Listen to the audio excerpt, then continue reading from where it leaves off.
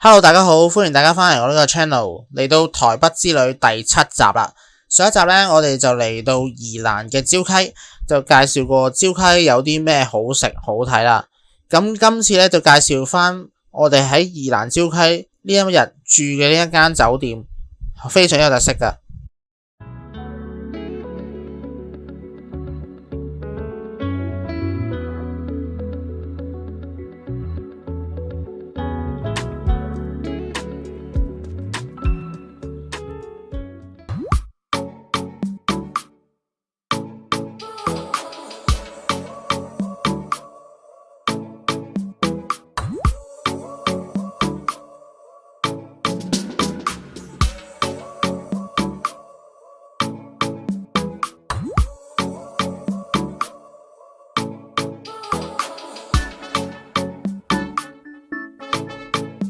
如果中意我啲片嘅朋友就記得 like 同 subscribe 我呢個 channel 啦，就記得撳埋個鐘仔喎，一有新片就會通知你噶啦。今次我哋一家住呢一間捷斯旅宜蘭礁溪館，呢間酒店我哋點揾到呢？當然除咗係專業旅運嘅職員介紹之外，仲喺 YouTuber 西多士嘅影片裏面就睇到佢介紹過呢一間酒店。冇錯啊，又係西多士啊，多謝佢哋嘅介紹。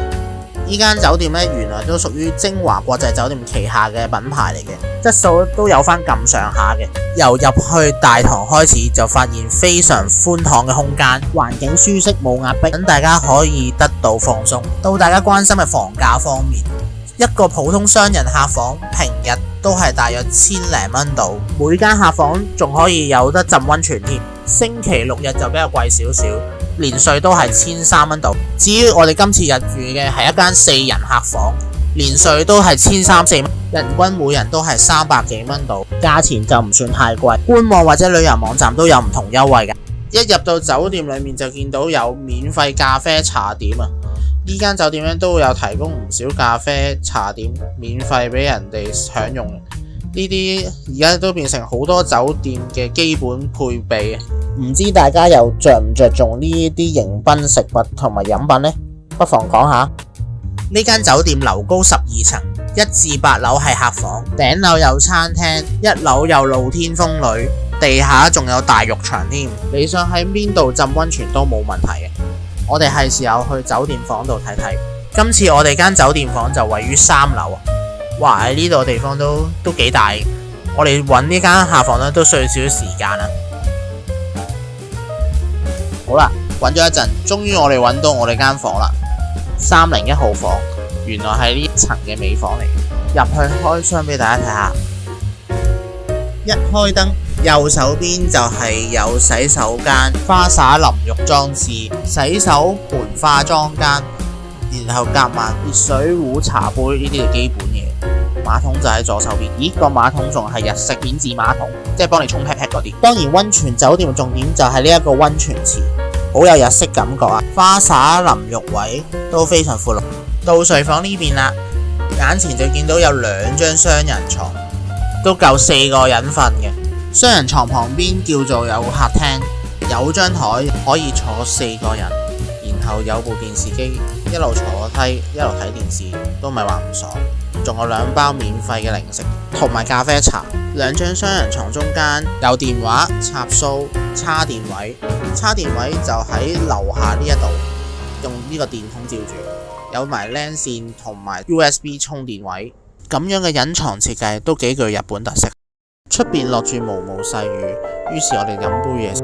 喺地下大堂呢邊仲有一部自助洗衣乾衣機，等你可以自己洗衫都得。另一邊門口一出就有露天風呂同埋兒童泡湯池，俾小朋友都可以體驗下浸溫泉嘅樂趣啊！除咗露天風呂之外，喺地庫嗰層仲有大浴場，等大家可以體驗日式嘅男女裸湯。當然男同女係分開噶啦，等大家唔使飛到日本都可以感受到日式溫泉嘅風情。當然唔可以唔提呢一間房嘅一大賣點，就係房裏面已經有溫泉池，隨時隨地喺間房裏面都可以浸溫泉。小編當然都唔例外，我自己都要享受下啦，唔好阻住我去嘆啊！出返去啦。到咗第2日，係時候落樓下食早餐啦。呢間自助早餐就係 Just Cafe，有各式各樣早餐美食選擇，熱食、沙律、生果都有，睇下有咩特別嘢食先。首先我哋見到一個台灣特色小食掛包啊，呢個唔少夜市都會見得到嘅小食呢，原來我哋仲可以 DIY 自己整。嗱，首先有掛包嘅皮啦，隔離嗰煲就係五花肉啦，旁邊仲有各式配料俾你任加嘅，有菜脯、酸菜、花生粉，可以親手整掛包啦，增加用餐體驗幾好嘅。近廚房呢邊仲有各式熱盤，蔬菜、肉類、海鮮通通有齊，呢度早餐都夠豐富。呢邊仲有日式味噌湯、白飯同埋白粥，選擇夠豐富，咁一定夠飽啦。我就每樣都試少少，味道都唔錯嘅。熱食裏面最驚喜呢，就一定係呢個咖喱飯啦。自助早餐當然唔少得有沙律，呢度沙律吧有唔少蔬果選擇，我都有整翻一盤沙律食下。而另外一邊都仲有各式麵包同埋穀類早餐等。雖然我呢啲呢就唔會點食嘅，不過呢選擇都夠多，啱晒唔同朋友。飲品方面，除咗咖啡茶之外，仲有果汁同埋乳酪選擇。食完早餐返房唞唞，過多陣我哋又要準備 check out 啦。睇到呢個節目仲可以現場點唱，仲有人專人唱俾你聽。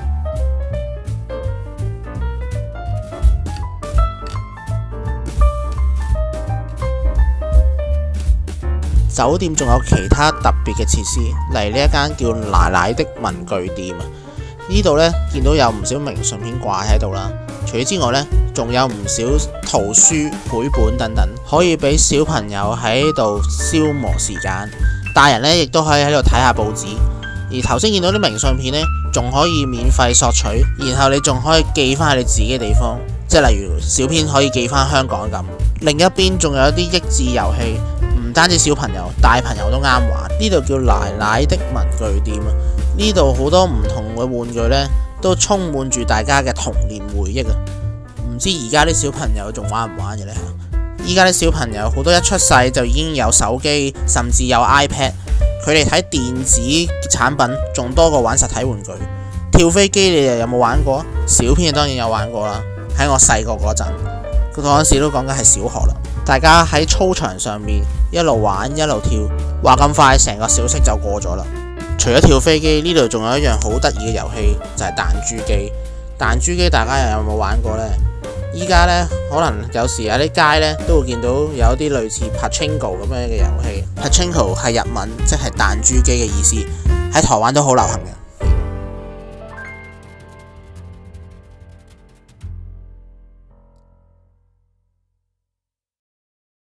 呢邊就係酒店另一邊入口啦。望上一睇，其實樓高就唔算太高嘅，出邊仲有好多嘢睇，我哋出去睇下先。其實礁溪都仲有好多嘢睇，好多嘢行，行足一日都行唔晒啊！可惜前一日就落雨，變咗呢行嘅地方就唔係太多啦。咁趁未走之前呢，把握呢2-3個鐘頭去睇多啲。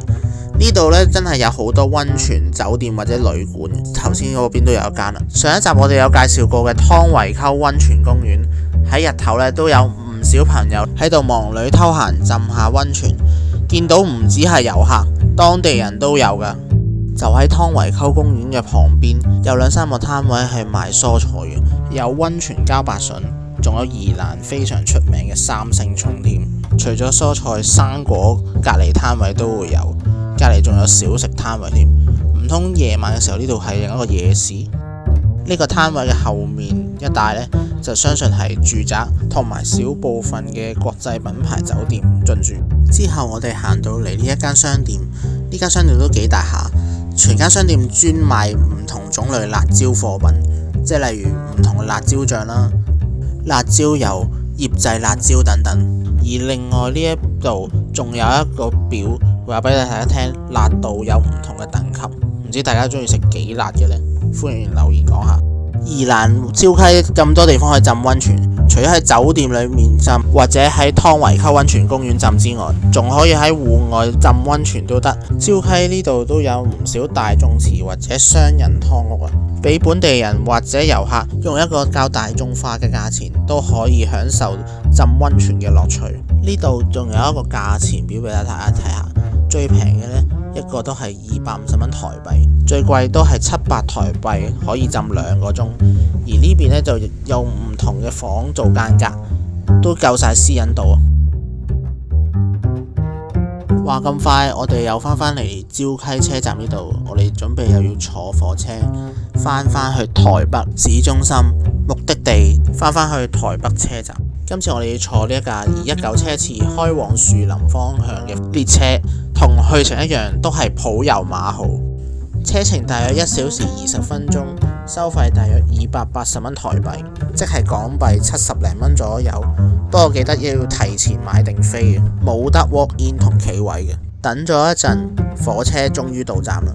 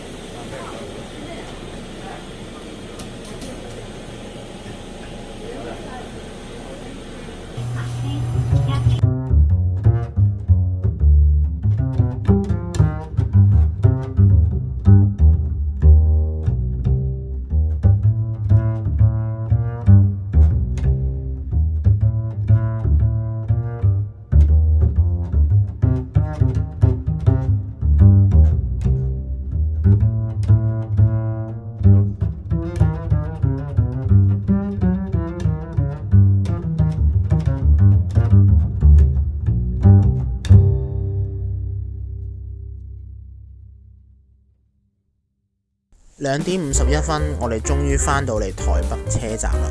再去到台北車站，再轉翻捷運去翻西門站嘅。我哋依家搭呢個電梯上去先。台北車站呢，其實咧非常之大，一定要睇清楚前面呢個指示牌，去翻所需位置。台北車站嘅地下街真係非常大，又多嘢食，又多嘢買，又多嘢睇，手信你都可以喺度買到。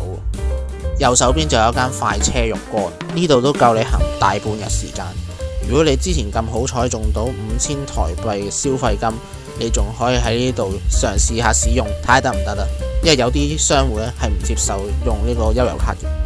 又見到林商啦，香。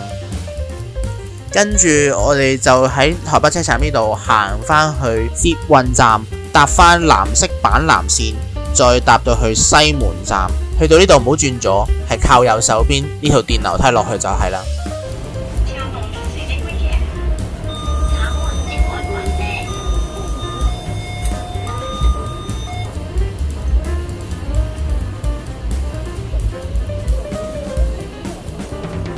喺西門站一出，去到呢一個出口就去翻呢一個非常熟悉嘅地方，就係遊客必到嘅西門町。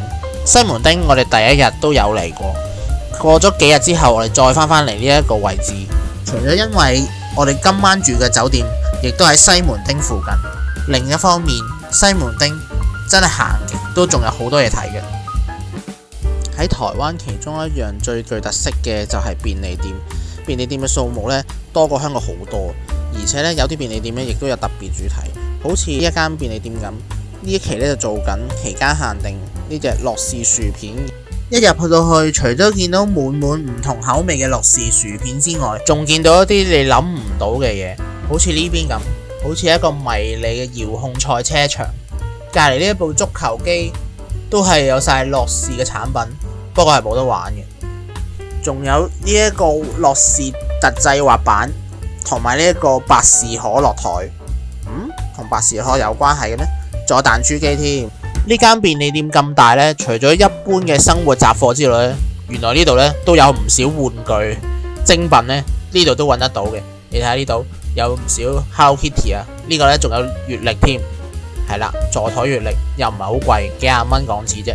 台灣嘅便利店貨品種類呢真係包羅萬有，有時想消磨時間或者揾地方行呢，行便利店都係一個唔錯嘅選擇嚟。行緊去酒店期間，仲有一間誠品生活。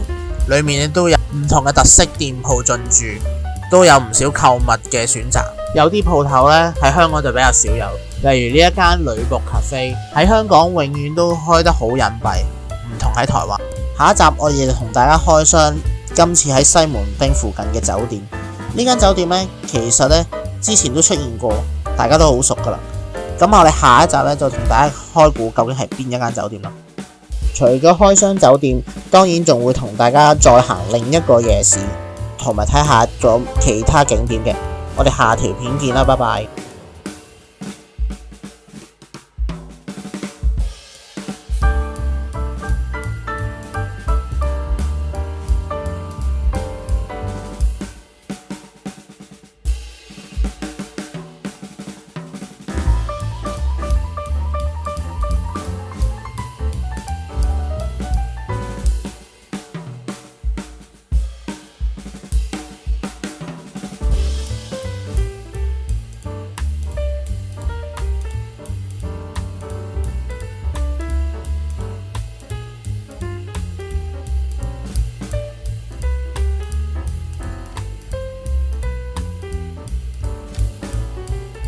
仲要撳埋個鐘仔喎，一有新片呢，佢就會通知你㗎啦。